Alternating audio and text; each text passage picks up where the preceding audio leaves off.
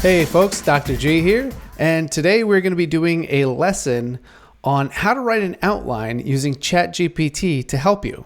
And honestly, I think this is the smart way to write an outline in this day and age.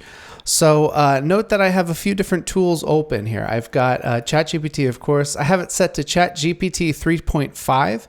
As this is the free one, so this should work with anybody who gets an account, whether or not it's a paid account. I've got Google Scholar open for looking up papers, and I've also got a Google Drive document here where I'm going to be editing it, right? Because the idea is we don't want to ask ChatGPT for an outline and just run with it, right? You want to try and make it better. So anyway, as an example of a topic, let's say we want to write a 20-page review paper on the connection between Alzheimer's disease and amyloid fibril formation. So first we want to tell ChatGPT like what we're doing today, what role to take on, things like that. So let's say I am a researcher writing a review paper on the connection between amyloid fibrils and Alzheimer's disease.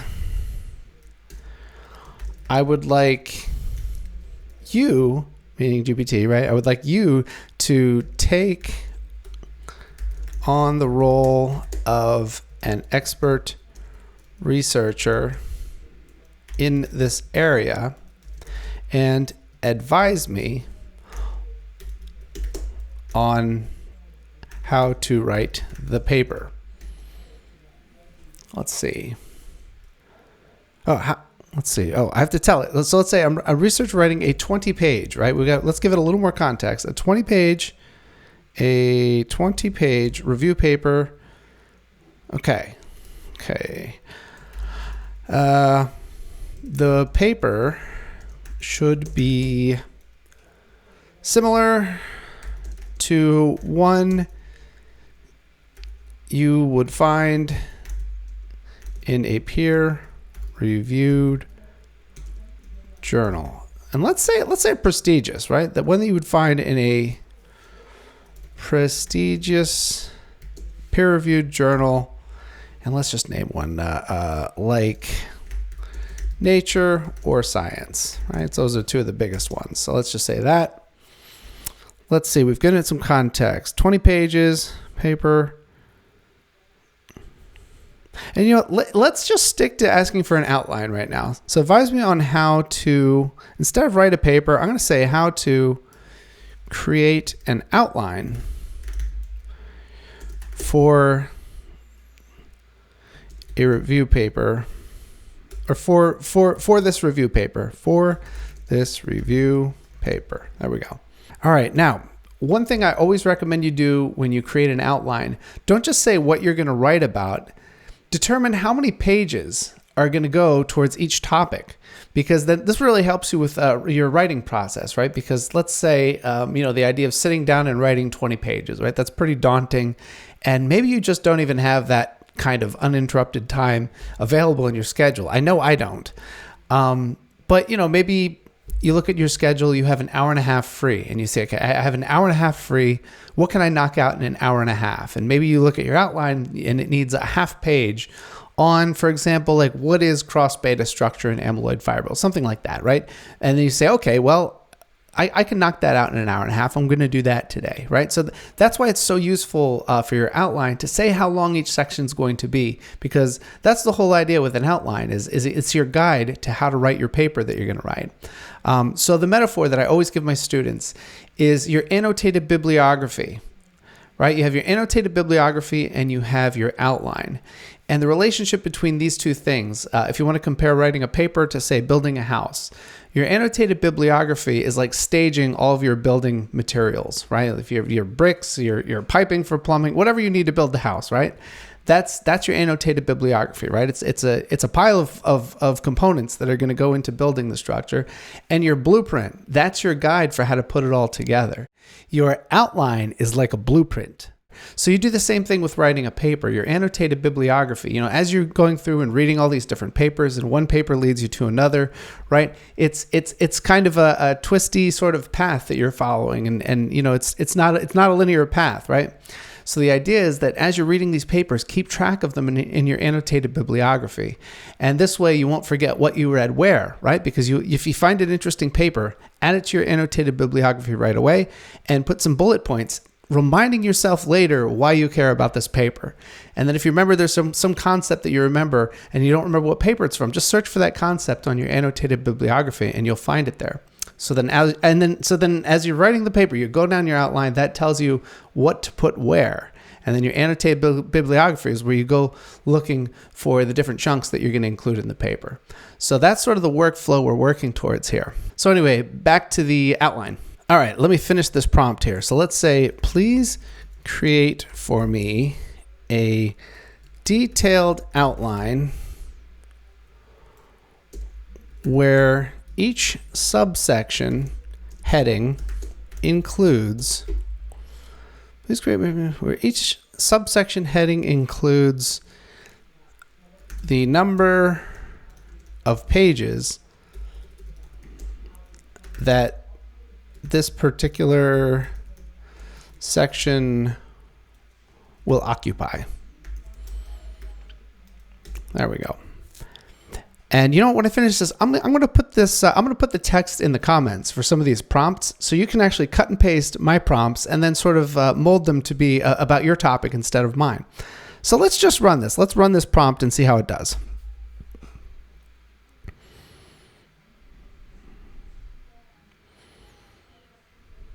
Okay, it's still going. Now, this is ChatGPT 3.5. Interesting thing about large language models is as they get bigger and with more data, they actually learn to do arithmetic from language, which is actually kind of an interesting emergent property. But I don't know how well ChatGPT 3.5 does with this. So the first thing I'm going to do is see if the page count adds up to 20. We'll see. I feel like it's a 50-50 shot here. 1, 3, 6, 10, 14, 18, 19, 20, 21. That's pretty good. That is pretty good. All right, so it was one off, but that is not bad. Cool. So let's take a look at the details now. Okay, so the page number is not quite right. And by the way, when you make your outlines, you always want to check that your page number is what you're shooting for, right? You want to make sure you really hit that target. So anyway, oh look, it came up with a title too. That's a pretty good title. Let's see. Here's the abstract, 1 page for the abstract, 2 pages for the intro. Let's see. Provide background information. Yeah, that's pretty good for the introduction. Let's look at the abstract too. I didn't read the details for that. Summarize the main findings, provide a brief overview, highlight the importance of understanding this to develop effective treatments. Honestly, that's pretty good. Hopefully there's some changes we need to make here. But let's see. We've got this. Now 3 pages for this. Describe the structure of amyloid fibrils and their characteristic properties. This is pretty good, honestly. Let's see. Role of amyloid fibrils in Alzheimer's pathology. Okay, now look how large this chunk is. 4 pages. So I always tell my students, if you want to narrow down your outline so that each chunk in here is a page or less. Basically, like 4 pages. That's still kind of a daunting sort of amount of writing, or it's basically it's too big of one sort of thought to lump into one heading here. So that's fine that this section takes that long.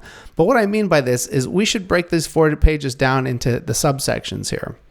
And, maybe you could say like each one of these is roughly, a little over a page. And then, these 3 subsections will give you 4. That could be one way to look at it. But let's see. Amyloid cascade.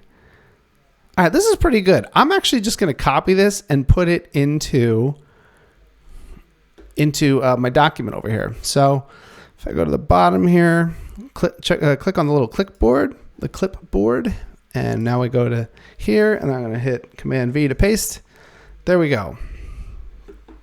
And notice that these stars right? I think this is basically like the markdown language. I wonder if I just copy this, if it won't. So notice when I use the clipboard, it copies it like this, where it puts these asterisks and stuff. I'm going to undo this and see if I highlight it instead. So if I highlight this instead, let's see if it still does the asterisks. Because that markdown language, if I were to paste that into a Jupyter notebook in a markdown cell, it would probably look just like it does in ChatGPT, I believe. But let's try this real quick. Hey, there we go. Now it looks more normal. So, if you highlight it and paste it, it'll keep the formatting nice like this. So we're off to a great start, right? So this would have taken me much longer than it took GPT to come up with this. But now let's look at individual components here and see if we can maybe break some things down further, etc. The abstract and the introduction, honestly, they're pretty good, I think, the way they are. Well, actually, let's try and break down the introduction a little bit, right? This is a 2-page chunk, so we should try and make it smaller. This is a 1-page chunk. We'll leave that alone. That's fine. But 2 pages, we should try and break that down smaller. So the background information on Alzheimer's disease and its prevalence, right? So this is where maybe we talk about some statistics, right? How many people get this per year? What are the consequences? Basically, this is the beginning of our paper. We're trying to convince the reader that they should care about what we have to say. And so, obviously this is a serious disease, so people should care about it. You don't have to sell it too much. It's definitely pretty easy to get people to care about it.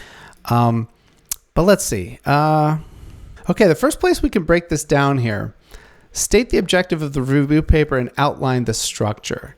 Okay, I'm going to copy this. And I'm going to say,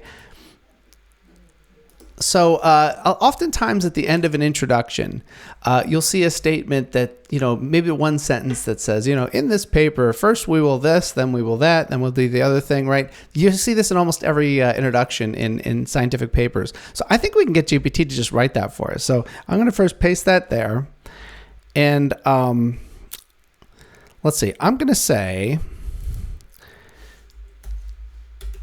given the outline you just wrote, please give me a statement that will,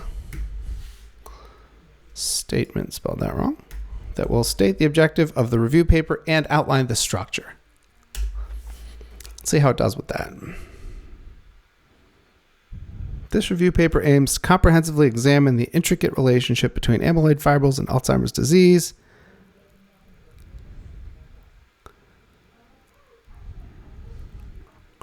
Okay, this is fine for a placeholder. So let's just copy this. I'm going to copy that, put it in the outline here. So I'll hit new line, hit tab, and then I'll put this in quotes, and I'll say from GPT. Is this. There we go. So now I have that statement there.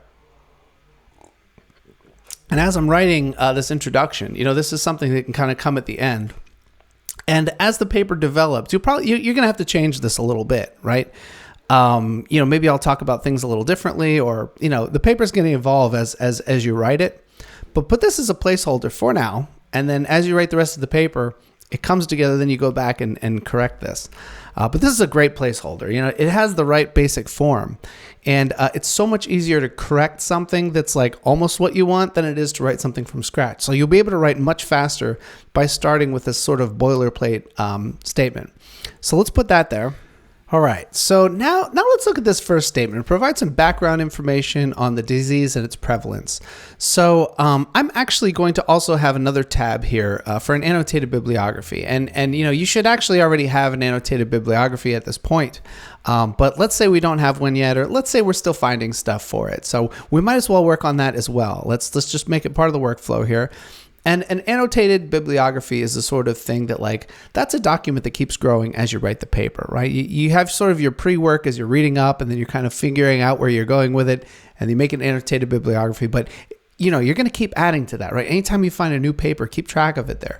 In fact, in Google Scholar, I keep track of my papers there, and I'll create tags for them so that I can find them later. So, if I have a particular research paper or proposal I'm writing, I'll create a tag for that proposal, and then that's how, or paper, and I'll look it up that way. But anyway, so let's say we need background information on Alzheimer's disease and its prevalence. Okay, let's see. I think this is probably better for a Google Scholar search. So I'm going to copy that. I'm just going to paste that into here. I want background information on Alzheimer's disease and its prevalence. And let's look for something current. So I'm going to say since 2020. That's a 23. 2020 I think is fine. Let's look since 2020. Oh, let's see here. Epidemiology and clinical progression. Yeah, this is only a couple years old, been cited 166 times. I think this is a pretty safe place to look. I have access to it here, so let's look at it. And let's see here. Okay, so this is going to be a great source for this, right? So if I were to add this to the annotated bibliography, right? You might want to go back to here, click on Cite. I'll just put them all in as APA for now. So I'll copy that, put this here. All right, here's the title. And how you organize your annotated bibliography, right? It depends on there's different ways of doing it. It might be nice, I think, to have this link here as well. So I would say let's go here. It's taking a second to load. I'm going to copy the link. And I'll put that there. And now I'm going to edit this. Well, first let me go copy the title. Now I have the title. Now I'm going to edit the link. Edit link. And I believe this is where the title goes. Paste that, say apply. There we go. So now I have the title of the paper up here. So that's easy to find. If I click on that now, I can just go there, right? So I can see the paper. So if I'm looking at my annotated bibliography, this is nice and easy. So now under your annotated bibliography, right? New line and add a bullet point. And then you just say, this has some great stats to use on prevalence. Let's fix that. Yes, I did mean that. Of disease, etc. Leave it at that. Normally with an annotated bibliography, you'll probably put more comments than this, but since this is a demonstration, we'll just leave it at that for now. So, so we'll do, I'll pull that title again. I think that's still on my clipboard. So I'm going to put this here, new line, tab, draw from, this is the name of the paper. There we go. Clinical progression. I don't know why I put that on a new line. There we go. Put that in quotes. Cool. So now I've left myself a reminder, like, okay, this paper right here, that has some good stuff that I can mention here. And this, introduce the concept of amyloid fibrils and their association with Alzheimer's disease. Let's see. So this is the sort of thing that other review papers would have covered quite well. So let's see here. I'm going to copy this. I'm going to paste this into Google Scholar. Now where'd it go? Oh, I think it was in this window. There we go. So I'm going to paste that, and I'm going to add review paper. Review paper. Run that. Let's see. Well, let's go with an ACS paper, right? American Chemical Society. This is a chemistry course that I'm teaching. So let's see. Structural diversity of amyloid fibrils and advances in their structural determination. Okay. So this is like what kind of structures you see. All right. So let's say we're going to use this paper, right? We want to keep this one. And I think this is probably a good one to have. So let's copy that link. Let's try this again. Copy the link. And, well, that's okay. We can put it here first. This is the link. And then we'll edit that so that it's the title like before.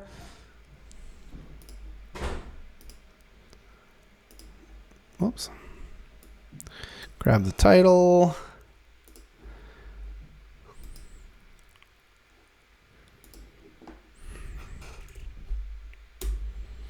Okay. Now let's get that citation. Cite, APA, copy, Voila. And let's see here. This paper nicely describes the morphology of amyloid fibrils and how these structures are determined. So we're going to draw from that, and then maybe put a comment on our outline here. First, define what these structures are. How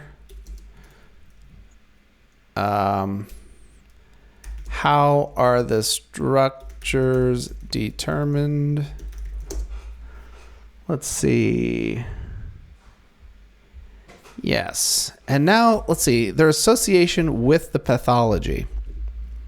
Let's see here. Yeah, I think that's kind of a different question. I think this paper is kind of more focused on what they are, which is important. You got to say what they are. You know, what are these structures and how do people know what these structures are? But how does this influence pathology? So let's see here. Concept of amyloid fibrils and their association with the pathology. Let's see. Let's try and find a paper that's more focused on, like, you know, what exactly is a proposed mechanism of the connection here, right? And this is something that's debated, by the way. That's why I chose this topic. So let's see. Here we go. Significance of oligomeric and fibrillar species in amyloidosis. All right. So this paper here, where we have the oligomeric and fibrillar species in amyloidosis, this is a little different, but let's click on it. It mentions Alzheimer's disease, right? Google Scholar tells us that. So let's check out this paper. So if we click on this link, let's see. Okay, it downloaded it. Let me see if I click here. There we go. So if we click on this link, okay, these are various protein misfolding diseases where normally soluble proteins form aggregates as insoluble amyloid fibrils. Okay, so that's it sounds like this is a group of diseases where amyloid fibrils form. So this is still going to be very much relevant to what we're doing here. And here we want to know, like, you know, insights into pathology and pathophysiology and treatment, right? So what is it about these protein structures that leads to the manifestation of symptoms in human beings, right? Because that's sort of the motivation here, is that, hey, this is bad for people. It's causing problems for people. But we want to understand, like, at the molecular level, what leads to that. So this looks like it's probably going to be a good paper for that. So if I skim through this, all right. So this paper is going to have some good insights there. So let's mention this paper. I'm just going to copy this title and say how structures determine, and let's say clinical significance. You know. Evidence for amyloids being tied to symptoms, something like that, right? There's probably a better way to phrase that, but that'll work for now. And then C, and then I'll put this paper title in here. There we go. So now looking at this section, instead of writing 2 pages up here, and by the way, I think it's nice to put maybe bold them so that it's easier for you to find them. So instead of saying 2 pages here, I'm going to say, I think this is probably a half-page chunk, and this is a half-page chunk, and this is a full. So I'm going to call this one half page. So I'm going to put a half here, 1 half page. Let's put that a little. There we go. Half page. Highlight, bold. That's a half page. This is going to be a full page. I think this is worth a full page. 1 page. Do that. And then this, just that statement that we're going to have in there that sort of says what we're going to do in the paper. This is maybe a half page. In fact, I don't know if that's even going to quite hit a half page, but we'll call it a half page for now. So we'll do that. So you get the idea here. And, I'm kind of combining like searching the literature and things like that, which you will have to do at some points when you do your outline, because as you develop it, you might realize that you kind of needed more information one place or another, but you should really be doing an outline after you've spent some time reading the literature, right? Maybe you think of a title. I think a title and an abstract is kind of your first thing. Like, all right, what do I want to write about? Come up with a title and an abstract, just very, very like broad view of like what you want to do. Then once you have that, it's time to just read a ton of papers and keep adding to your annotated bibliography and really build that out and just read, just learn as much as you can, build a mental model in your mind of how your topic works, right? So read whatever it takes for you to do that, right? Really understand what you're doing. And then once you have a little more background, then put an outline together. And then as you do this, you'll be able to fill it out a lot better, right? I'm working off the top of my head here. And this is an area that I have some familiarity with. But I think this is probably a good place to get you started on creating an outline using ChatGPT. So hopefully this gives you a good idea of how you can take an outline from ChatGPT and really flesh it out into more detail, right? It gets you started, it gets you in the right place to get the ball rolling. But then you need to sort of adjust this thing as you go and really fill it out in detail, right? If you ask ChatGPT to kind of do more detail on its own, it's not going to do as well. So one thing that I've noticed with ChatGPT is, don't give it, don't say like, write me a whole paper, right? It's going to give you some really vague stuff, right? And your professor will know, right? You can tell when somebody just, sent a prompt into ChatGPT and had to write the whole paper, right? Because it'll be, perfect grammar and saying like nothing, right? There's just no point to it, right? It's just sort of empty talking, right? Some people just kind of fill in the space talking. That's what it reads like when you give it something like that.